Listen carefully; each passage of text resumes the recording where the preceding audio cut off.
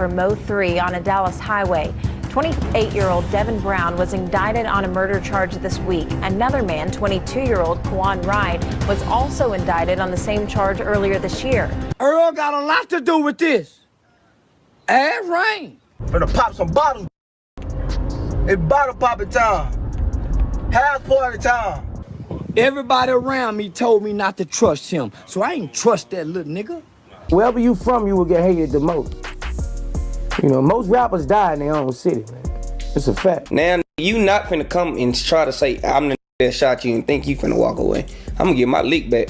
Ooh, see him running down the street, boy. Like, I done seen him running from the pipe. If a nigga put you in the trunk, that just know that's on. Don't panic. Don't panic. If a nigga come put you in the trunk, don't be kicking and all that shit. Just get in the trunk. Tonight, we have confirmed that rapper Boosie was shot in Dallas. That word coming from Mo3's manager, Brandon Rainwater, but he didn't give us any more details. The brazen murder of rapper Mo3 on the Dallas freeway last week. I appreciate all the time,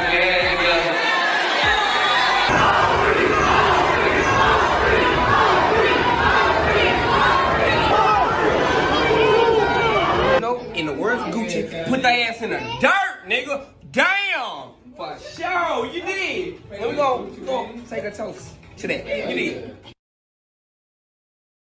I'm good. He shot me in my hand, grazed my back. Man, I'm good.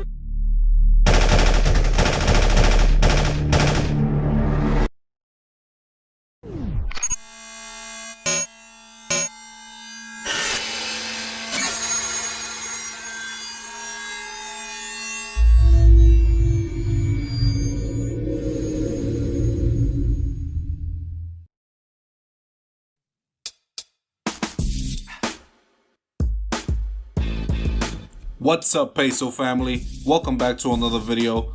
Today we're going to be discussing the truth about Mo3's death. A lot of people might think that just because those two guys were locked up that everything was solved, but that is not the case. And I'm going to be showing that to you today through all of the evidence that I've gathered up. And I understand that not all of you might know who Mo3 is, so just a quick background. He's a rapper from Dallas, Texas, as well as a singer that was heavily backed by Boosie Badass. He already had his own motion and his clout before he met Boosie, but that just pretty much elevated him even more. Now that is oversimplifying Mo3's talent and who he was as a person, but I'm trying to keep this video short, so I apologize.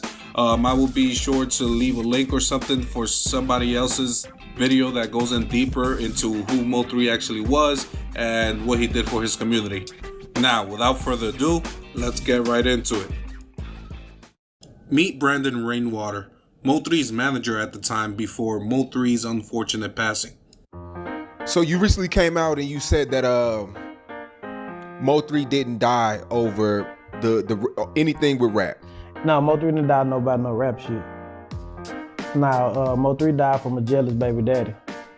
He claims that Mo3's death was a result of jealousy and not of rap beef. But as believable as that sounds, is it really the truth just because he said it? Let's dig a little deeper.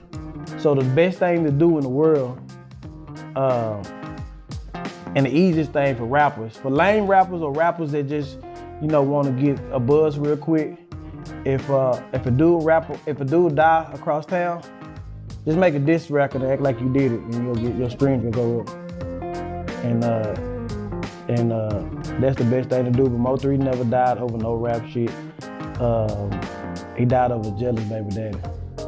Now the rappers that Rainwater is referring to that are trying to gain clout off of Mo3's death are two other Dallas rappers, Trap Boy Freddy and Yella Beezy. This is one of the videos that Trap Boy Freddy released, pretty much dissing Mo3 and saying that he did it. Tell them laugh now.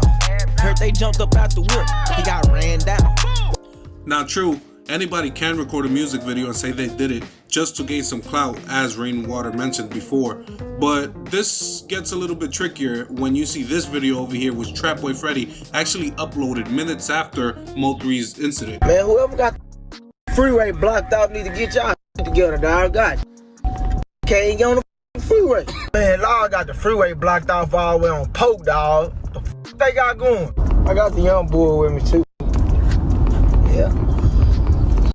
Okay, so Rainwater says that this has nothing to do with rap beef, but it just so happens that Trap Boy Freddy, one of his rap rivals, just so happens to be at the same location around the same time where he was murdered. Okay. Let's take a quick look at the two suspects who were apprehended and charged for his murder. The two suspects here. Suspect number one is K1 Dontrell White, which honestly, I feel like the detectives had a field day catching him since he pretty much self-snitched. This was the image that was released of Mo3's killers on the highway before any suspects were arrested. Notice the gun. Now this was an image that K1 actually uploaded 3 nights before the incident occurred on the highway, with a gun that looked pretty similar to the one on the first picture that I just showed, as well as what looks like a payout. Why might they be paying him? Maybe a hit? Hey, I don't know. Let me show you this music video. How about the whip? Draco make a nigga flip. Call a ducky for the lift. Then hit up the spot. Then pay la mama for the drop. I pray the Lord I kill the op. Can't fuck with the gang. Now, with these pieces of evidence that he showed off to the public, it's safe to say that the cops caught the right guy. So now this is where I want to start getting deeper into the rabbit hole. Pay attention to this. Bear with me. This is a picture of K1, which might look innocent enough until you actually zoom in. He has on this GRC chain, which might not mean nothing at a glance, but this is where the pieces start linking together. Meet Jose Bodega, another Dallas rapper who is seen here wearing a GRC chain right next to K1. And if you know anything about Dallas rap, then you will know that Yella Beezy and Mo3 were pretty much the biggest rivals over there. And here you see Jose Bodega with Yella Beezy in this picture. So K1 and Bodega must have some type of acquaintance if they have matching chains, right? And Bodega and Yella have been seen on many occasions together. They even have music videos out together. Well, I was getting hit by a thigh hole and hit a pothole. I need a new rim. Texas, all spill up in Texas. Catch a couple to the rim up in Texas. Yeah, get cut up in Texas. Big 40 never lack and never have a conversation with badges. Now, I'm not making any allegations, but if Yella Beezy did want to hire somebody, K1 wouldn't have been out of his reach. He could have even just told his homeboy Jose Bodega to set it up for him. We already saw K1 flaunting the bag 3 days before the incident. And if that was the money that they paid him to do the hit, it had to be somebody of power and money. Now remember these connections as we move on to the next suspect. Remember Rainwater said that Mo3 was killed because of a jealous baby daddy? Well, this is his face.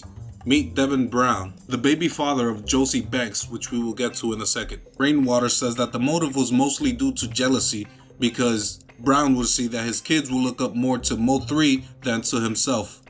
Let a famous dude be fucking my baby mama. You know what I'm saying?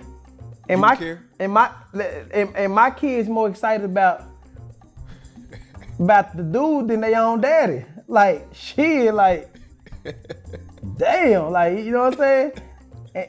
And my son started looking up to that dude more than he look up to me. Like he got chains and money, and my baby mama taking trips. Oh hell no!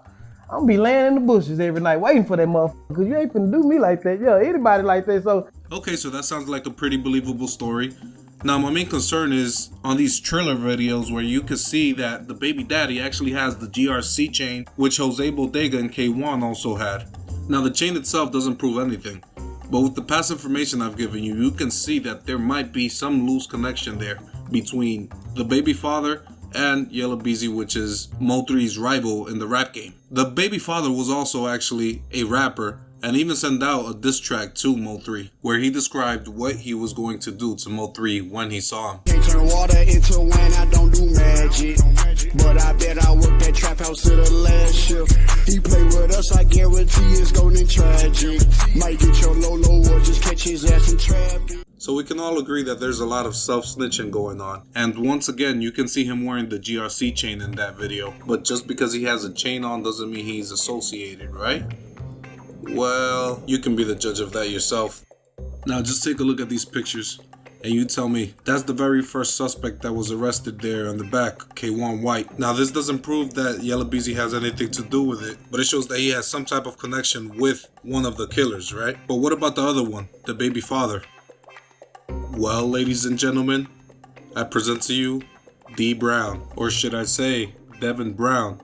the second suspect caught in the case, which was the jealous baby father of Joyce Banks, the girl that Mo3 was seeing at the time. Also an acquaintance with Yella Beezy, Mo3's rival in the rap game.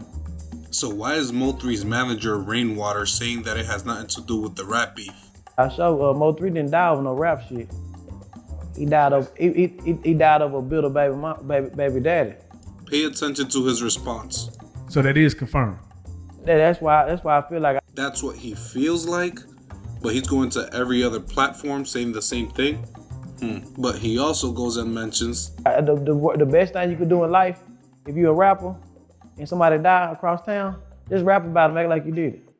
You know, you're gonna get a whole bunch of likes and views. You know.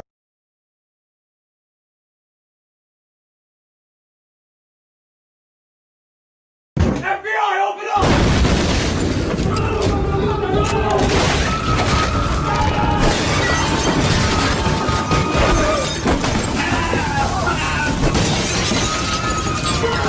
a whole bunch of likes, views on the federal investigation. Okay, so in this man's book, apparently admitting that you took part in the homicide openly is a big W because, you know, even if you have a rap career already made, the clout inside of prison is much more valuable than the money that you're going to be making out here, huh? Honestly, I wonder how Mo3 made it that far with this guy behind him. But we'll get back to this guy. Now let's go and check how Josie Banks feels, Mo3's girlfriend or the killer's baby mother. Prepare your eardrums. So just some quick background. This is Josie Banks, the baby mother of the baby father that was the killer. And some bloggers pretty much took it up upon themselves to pretty much say that she was behind Mo3's death and that she was actually the one who set him up with her baby father. So this whole time I'm asking Rainwater, clear my name. I'm getting into it back and forth with his pussy ass because I'm trying to see why the f you ain't clear my name. Like, y'all know what the f this special ed kid looking ass nigga gonna tell me? He don't want to clear my name because he wants to use the whole concept to promote 3 albums. That's what this nigga told me. Talking about some, the nigga embarrassed come over to your house being weak over some pussy. Nigga being weak over some pussy. He rap about that shit in his songs. Now look at him now, embarrassed, stretched out in the middle of the street because you leaving a bitch house trying to get some pussy. That's your homeboy? Told 3, it don't matter about who the toughest. It's who win in the end. I don't like the words. I said shit. We started talking about him dressing. He was just like, nigga cheap. He didn't want to buy no designer. I go buy designer. He don't even want to go buy no designer. He want to go buy knockout something. I said, well, he had started buying designer. He had started dressing up shit. He was showing me what he was wearing and shit. He was dressing up. Oh, that's cause he that's cause we had a booster. That's cause we had a booster. That's why he was dressing up in designer. So what? Why are you telling me y'all had a fucking booster? I didn't ask you that.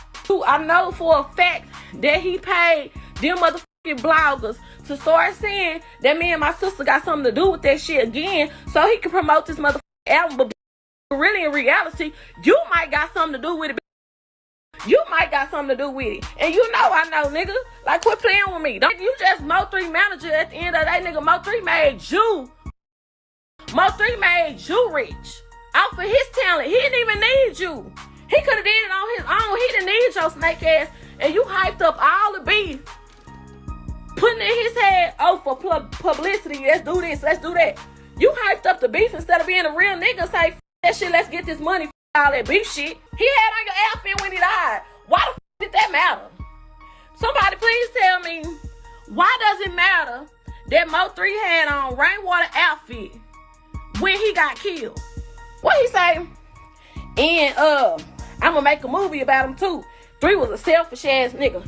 He didn't help Bubble. He didn't help Bubble with his funeral. He didn't help Roy Lee with his funeral. He didn't help Roy Lee and them family with nothing. He was a selfish ass nigga. And I'm gonna make a documentary about how he was selfish. And I'm gonna make a documentary about how the nigga was. He was a selfish ass nigga. This is a day after Mo3 died. He went out of town too with he took some that get him apartments. He took her out of town to get her teeth done and da-da-da. Y'all telling me all the business. Did Mo3 ever talk down on Rainwater? Nope, he never talked down on Rainwater, but he did tell me that he was a habitual liar. Why would he kill his money maker? Because he can make money off of him being dead. I don't with my baby daddy. Ain't been with my baby daddy for 3 years. Ain't been with my baby daddy in 3 years. Haven't with him, was in an abusive relationship with my baby daddy. Don't with him. Try again. Ask about it. Okay, so based off of what this girl is saying, maybe Rainwater's intentions are not as clear as they seem. But you know, just one person can say whatever they want, especially if they're defending themselves. But what if she's not the only one who brings to the public that Rainwater has ill intent? One thing that did stick out to me was when she mentioned that he would make more money off of Mo3's death than if he were to be alive. Let's see if that's true.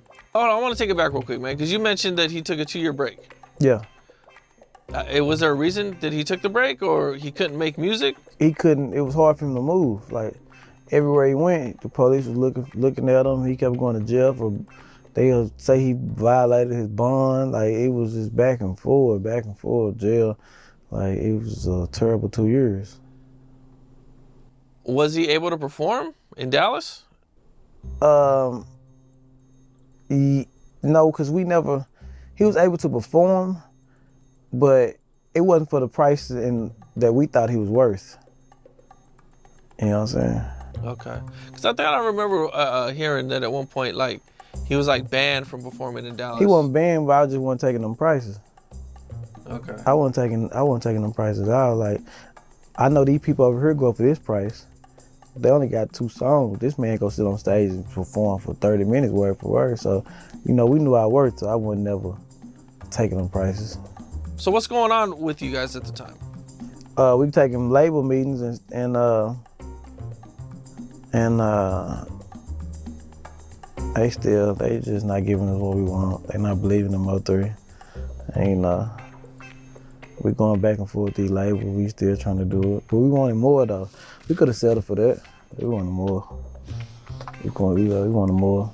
So what the baby mother was saying doesn't seem all that out of place. Mo3 apparently wasn't making that much money for Rainwater. Labels weren't offering what he thought was a fair price. Mo3 had a 2-year break and they weren't selling any shows. He says they weren't offering enough, but it could just be to save face. Now I'm going to play this clip for you and I want you to just pay attention to his body language, the way that he answers and how he tries to think of what to say, as well as that look of guilt at the end. How'd you get the news about everything? I was on the phone with him. You're on the phone with him. He called you, or what happened? He had to wake up in the morning and do a movie premiere. Okay. And you know, he called me. I called him that morning by 11 o'clock. And then, you know, that's how everything unfolded. You know. Was he like, yo, these dudes is following me, or? Like they shooting at me. Wow. All right. Well, okay. Yeah, like they shooting at me. So.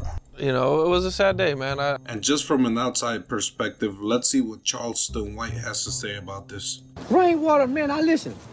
You are a genius, but you messy, you lie a lot, you on the phone with gossiping like nigga, you a gossiping messy. Yeah, he a dirty boy. And so once you find this out, so I've been with him for about 1 year or 2. It normally takes you 1 year, at least 2 years, to really see how a motherfucker really is. You ain't my friend, nigga. You ain't my friend. I don't want no friend like you, nigga. If this what you call a friend, I don't want no friend like you, nigga. Everybody around me told me not to trust him, so I ain't trust that little nigga. Earl got a lot to do with this. Earl got a lot to do with this. Ask Rain. You talking about? And I ain't even from Dallas. I'm from Fort Worth. How I know all this? I didn't know Mo3 before he died. Rain come over here fucking with me, telling me the truth about all this.